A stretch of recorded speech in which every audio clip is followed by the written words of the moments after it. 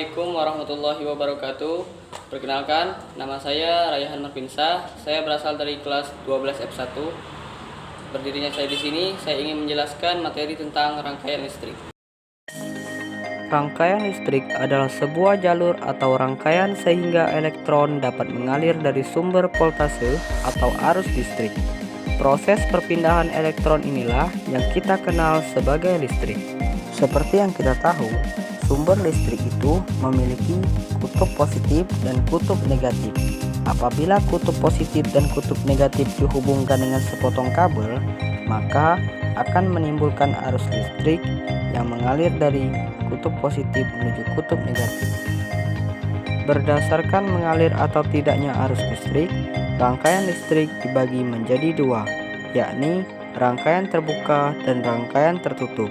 Rangkaian terbuka merupakan rangkaian yang tidak bisa mengalirkan arus listrik karena jalur arus terputus atau tidak terhubung. Sedangkan rangkaian tertutup merupakan rangkaian yang dapat mengalirkan arus listrik karena jalur arus terhubung. Jadi, rangkaian yang dapat mengalirkan arus listrik adalah rangkaian tertutup. Berdasarkan susunannya, rangkaian listrik dibagi menjadi tiga.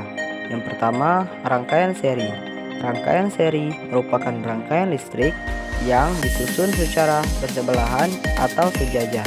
Sifat dari rangkaian seri, jika salah satu lampu padam, maka lampu yang lain akan ikut padam.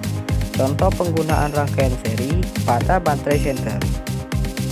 Yang kedua adalah rangkaian paralel. Rangkaian paralel adalah rangkaian listrik yang disusun secara bertingkat atau bercabang. Sifat dari rangkaian paralel adalah jika salah satu lampu dipadam atau diputus, maka lampu yang lain akan tetap menyala. Contoh penggunaan rangkaian paralel adalah rangkaian listrik di rumah. Yang ketiga adalah rangkaian campuran. Rangkaian campuran adalah rangkaian listrik perpaduan antara rangkaian seri dan rangkaian paralel. Seperti gambar di atas, itu merupakan contoh rangkaian campuran. Jika lampu satu pada rangkaian campuran itu dipotong, maka lampu yang lain itu akan ikut padam karena lampu nomor satu berkedudukan seri. Dan jika lampu 2 dipotong, maka lampu yang lain, lampu nomor 1, 3, dan 4 akan tetap menyala. Berdasarkan kemampuannya menghantarkan listrik, benda dapat dibedakan menjadi konduktor listrik dan isolator listrik. Konduktor listrik adalah benda yang dapat menghantarkan listrik yang umumnya dapat berupa logam besi, baja, kuningan, dan timah.